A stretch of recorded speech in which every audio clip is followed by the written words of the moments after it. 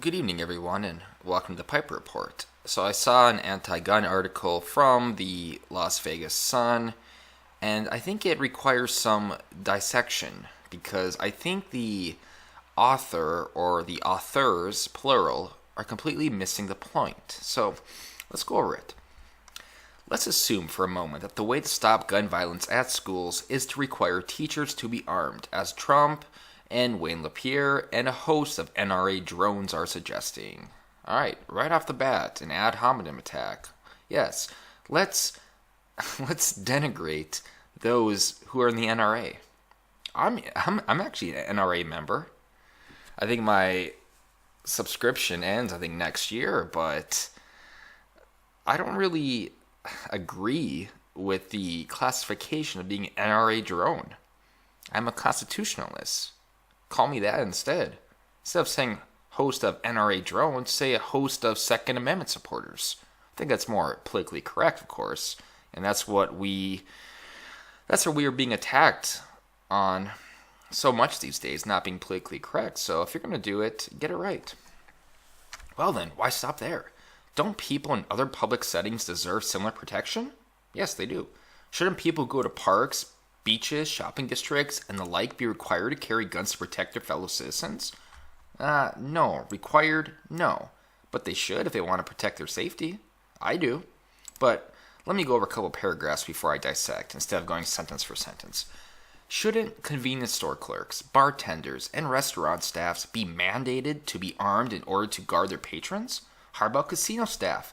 Shouldn't blackjack dealers be required to have a gun to protect the people at their tables, just like teachers and their students? Okay, so, where to begin with this? Shouldn't convenience store clerks, bartenders, and restaurant staffs be mandated to be armed in order to guard their patrons? No, they shouldn't be mandated, but I would like them, some of them, yes, to have concealed carry permits. I would like someone who is reasonable, who is trained to have a firearm with them. How about casino staff? Yes. Casino staff should heighten their security. It doesn't mean you have to mandate that they all carry guns, but their security should be aware of any possible threats. The security should have guns, and they should be willing to use those guns if necessary.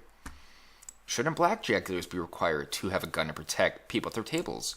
No, because if the security of the restaurant or security of the bar or the security of the casino is adequate enough, you don't need to have every single person with a gun. It's just irrelevant. All you need is security that does their job adequately enough. This could go on and on. No, I really couldn't, but let's keep reading. Putting more guns in the hands of private citizens, a solution that would result in far more assets as much less cost in guards, as Trump tweeted, would harden concerts and festivals, airliners, theaters, amusement parks, and really any place where Americans gather. Well, those are called soft targets. And soft targets, what that essentially means is that a gunman who wants to kill people will look for a place that has the least resistance against him. A place he knows he could shoot up without really getting shot back at all. Schools would be one of them. Churches would be one of them. Parks would be one of them. So if I go to a park, I'm going to carry my Ruger SR9C with me. I have a concealed carry, I'm going to carry it. And I like to think that if all of a sudden some lunatic starts shooting up the park and I'm there with a gun, I like to think that I would fire back at him. It's a lot safer. Okay, what should be noted too is that over the years, gun ownership has increased and violent crime by gun has decreased. Now, if we were to base common analysis just on logistics alone, we could construe that with the amount of gun ownership increasing, we have seen amount of gun crime decrease. So they are inversely proportional with each other. What's more, we can use the Crime Research Prevention Study, which indicates 98.4% of mass shootings happen in gun-free zones, and we could bring up the question: why don't psychotic lunatics ever shoot up a gun show? There are many gun shows over the country. why don't we ever see a gun show, a shooting at a gun show? Well, I think the answer is quite simple, because nobody in their right mind would go to a place full of guns to shoot it up, because they know that they will not last long, and they know they will not be able to kill as many people as they want. That's why they pick these soft targets. Let's continue. After all, police officers and security staffers can't be everywhere all the time. If the airliners gave every third or fourth passenger a gun as they boarded their flights, would-be terrorists would certainly think twice before causing any trouble, right? Well, no, the problem with this is that we already have heightened security since 9/11. So it's damn near impossible to bring a gun on the plane. This is a poorly written example because there's no point to arm people on the plane or to have armed security on the plane, even though there are some armed marshals that do flight to flight. There's no point to it because our security is already enough to mitigate and completely eliminate all types of gun violent threats on that plane. If bad guys knew that the kids in the Mickey Mouse and Goofy costumes had Glocks, they'd mind their P's and Q's, wouldn't they? Okay, now you're just being dumb. Again, it's all about security. Security doesn't mean every single person needs a gun. You are trying to use a straw man argument by saying if we train teachers and have certain teachers be trained with guns and have a gun, that this means we have to transfer that premise to every single person. If a teacher gets to have a gun, that means every single person in the country must have guns. And that's just a dumb way to look at things. And to be honest, I think that would actually be safer than it is now. Because for the most part, people are good. For the most part, that's why, like I said, you never see a shooting at a gun show. People with guns are good people. It's only every now and then you see a crazy lunatic come out of nowhere and shoot up a school or shoot up a soft target, and then the gun debate just explodes and people think that guns are as dangerous to everybody. That's not true at all. There is a aphorism or a term, a society of guns is a polite society. That's pretty much true. Again, I'm not advocating for 100% every single person mandated, like this article is trying to hint at, have a gun. But if you definitely increase your security for your establishment, if you increase security for casinos, like how we did with the TSA and the airports, you will see that you won't see guns getting into these casinos. You won't see guns getting into these schools, shooting up kids. Why?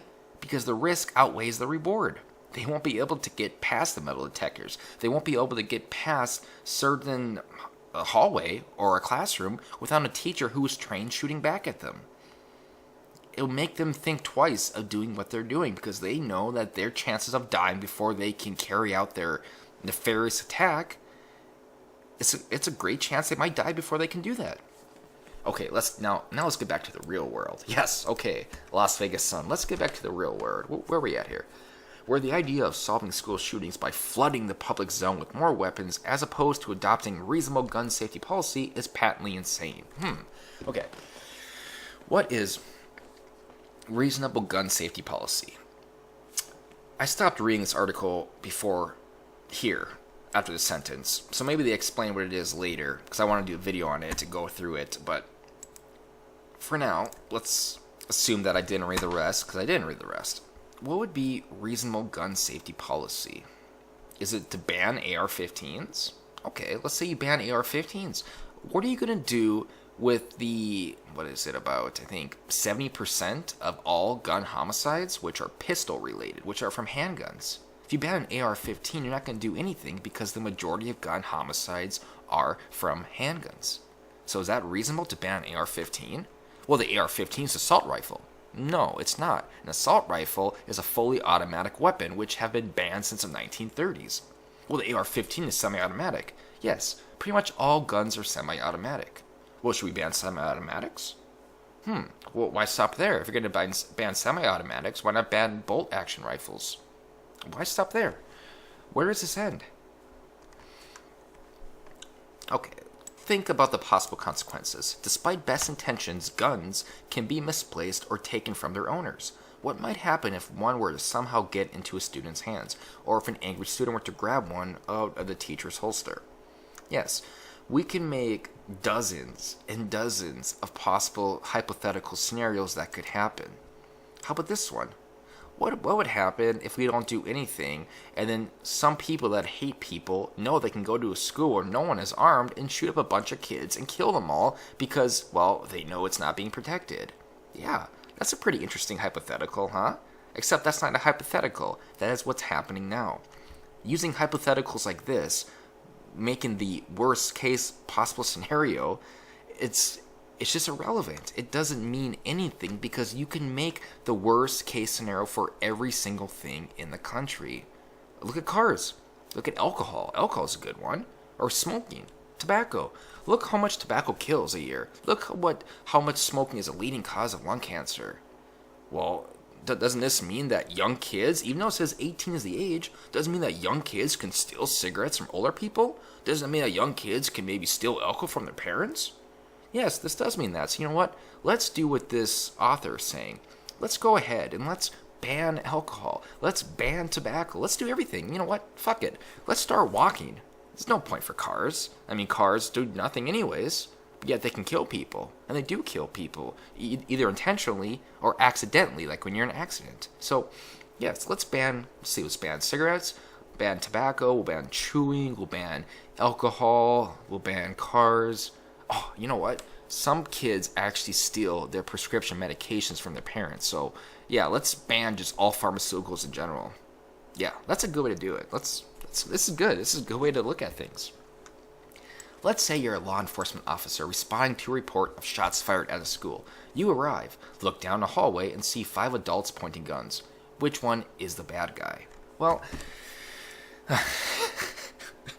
oh my god. Well, during the communication to 911, you would probably get something like this. Hello, 911 emergency. Yes, hi, we have a shooter right now. It's a young teenager. We have a couple teachers here who are armed right now. They went through training. Just so you know, they're located on the east store. When you come in, you should see them. Right there, alone. Communication will solve that. Finally, put yourself in a teacher's shoes. You hear shots and run out of your classroom where you see an unfamiliar adult running around in chaos. Is that person the shooter, or a substitute teacher in his first day at your school, or a parent? You have a split second to decide. Make the wrong choice and innocent people could die. Okay. It seems to think that they think the teachers who are armed have to confront the shooter. No, it's not about confronting the shooter. It's about being armed to protect yourself and your students. So that person in that classroom, what he and she would do, they would stay in the classroom. And then if a shooter comes in, he definitely has a gun. Well, you kind of know who the bad guy is there, right? And that comes down to more training with school. If a shootout happens, either you have a code when you knock on the door, so you know you're a good guy, or you do like a signal. There are countless ways to know who's a bad guy and good guy. But what should happen would be, instead of running out in the hallway like an idiot trying to go find the shooter because you're a teacher and you have a gun now and you think you have to stop the shooter, you would stay in your classroom protecting you and your classmates, you and your students. And then if someone who could come in, you can do a code. Hello, this is blah blah. Okay, you know he's safe. He comes in. I mean, is this really that hard to figure out? I'm just doing this on the cuff of my head right now. I'm not even really... I didn't study up on this. Like I said, I stopped the article up here. But really? We're not going to put any type of thought in this at all? So where is I at here?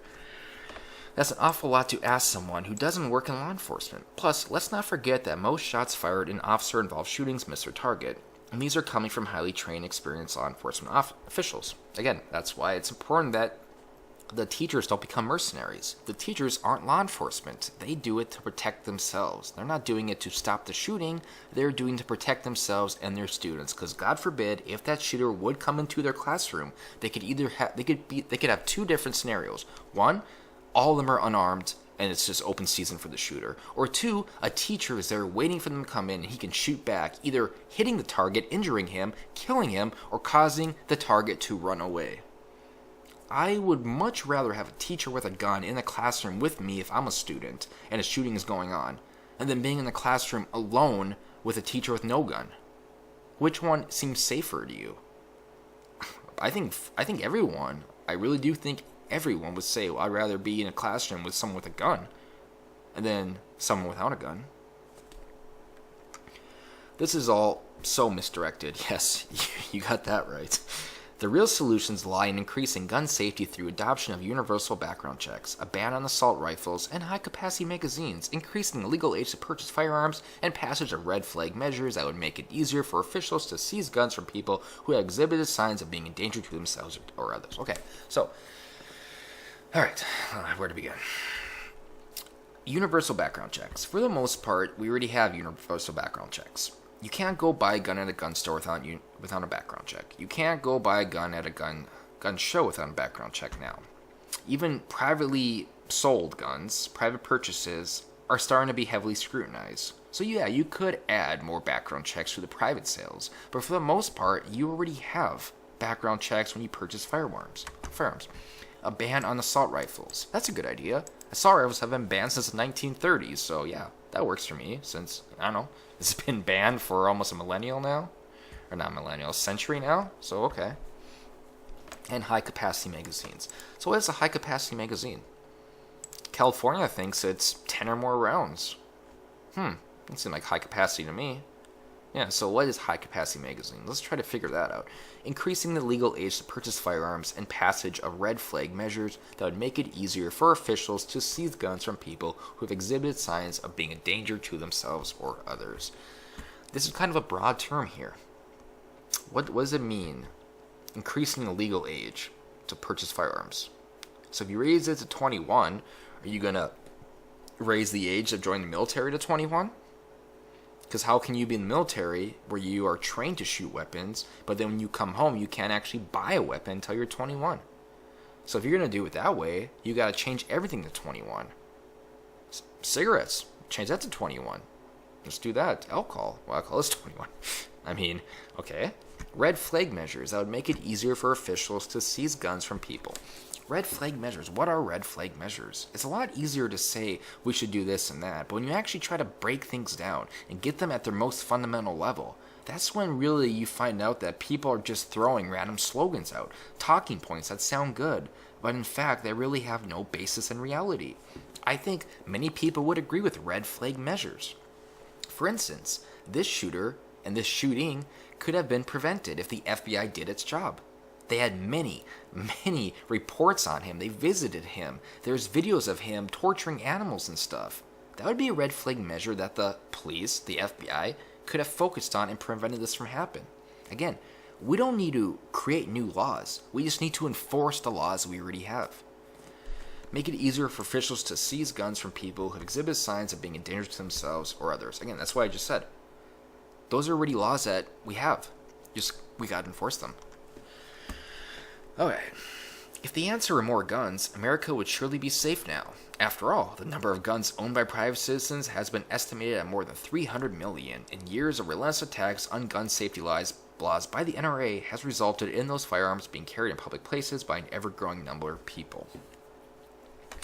Well, except for soft targets, because soft targets don't allow guns. A gun-free zone is a soft target. If you can't carry a gun into a zone because it's a gun-free zone, if I'm going to be a psychotic lunatic shooter, the very first place I'm going to look to dish out my terror is going to be gun-free zones. Why? Because there's no guns there. How hard would it be for me to kill a dozen people in a spot where I know there's not going to be any guns?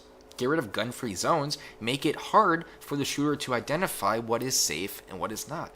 What is a soft target and what is a dangerous target. And just doing that alone, you might drastically see a reduction of these mass shootings. I mean, look at California, look at Chicago, look at Detroit, some of the strictest gun laws in the country, and yet they have the worst crime.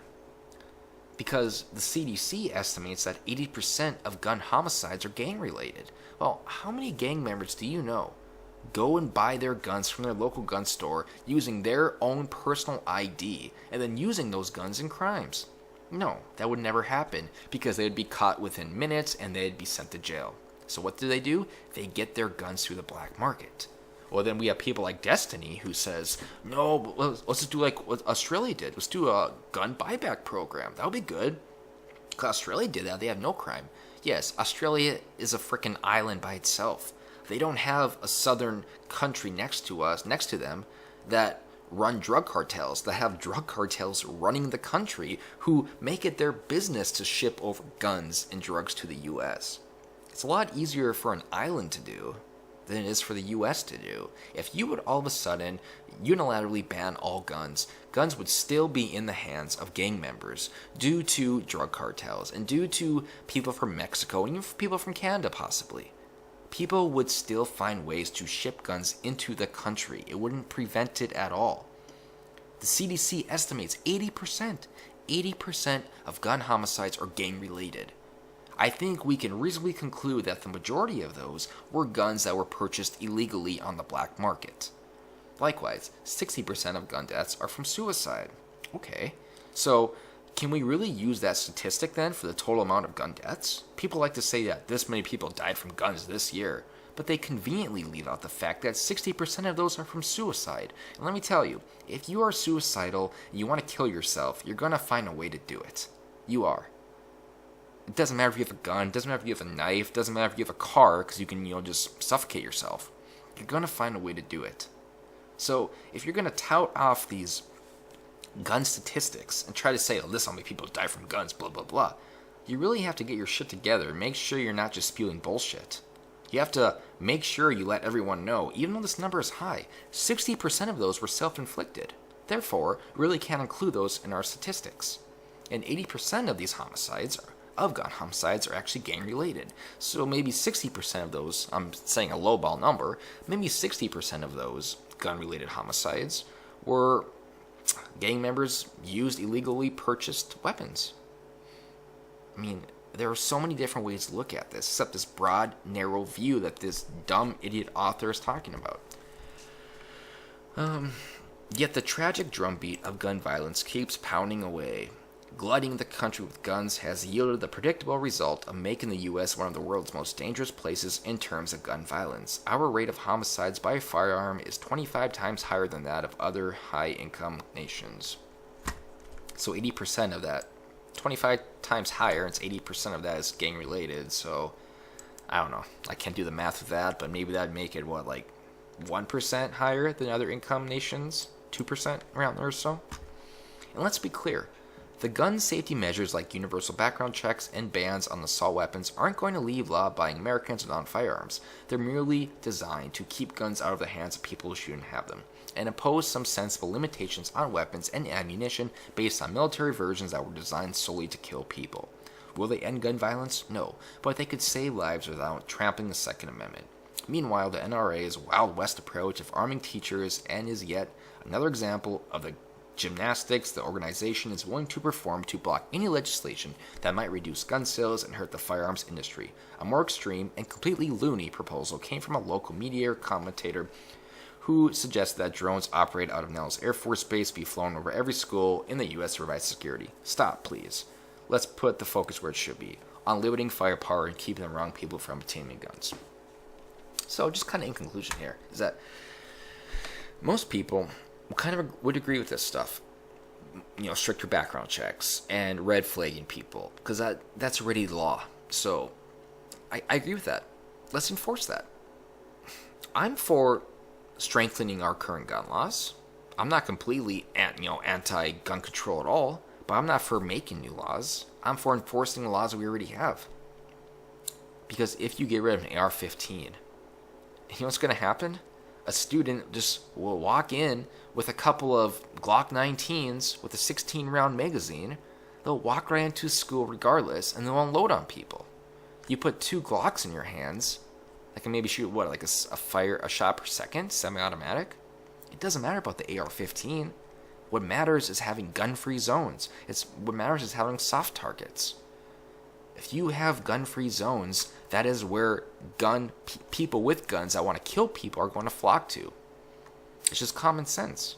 I mean, it's the most blatantly common sense thing you can think of. If I'm a killer, I'm going to go to the path of least resistance. And if I know there's a gun-free zone somewhere, I'm going to go shoot and do my terror there. Because I know that by law, you can't have a gun there. So the chances of someone pointing a gun on me is just next to nothing. Get rid of gun-free zones. And you will see it'll be drastically reduce the amount of gun shootings. And I'm not going to go over the last thing, but because, it brings up identitarianism, but if we look at the demographics, I mean, a big reason why we have a very high gun crime rate is because the majority of gun crimes are gang related, and those are mostly young black men. I'm sorry to say it. I'm sorry to say it. It's just statistically speaking. That's the statistics. So, if for the sake of argument, all of a sudden that they would just completely be removed, you would see the U.S. drop to one of the lowest gun crime areas in the world. Demographics, gang-related crime, soft targets, these are all reasons why. These are all reasons why there is a gun problem. If you fix this, you won't completely fix everything, but you will drastically reduce the amount of people who die from guns. So yeah, Las Vegas Sun, you tried there to, I don't know, just sound kind of condescending in your analysis and tried making people seem dumb, but you really didn't expand on anything. What you proposed is already being done, it's just not being enforced. It's just, I don't know, maybe do more research next time so you don't make yourself kind of look foolish, because I didn't even have to prepare for this. I pretty much debunked every single paragraph here, and I didn't even study up on it. It's just common sense and just based on my own knowledge. So I guess in the future, try to do more research. I think it would really help you. And I'm done.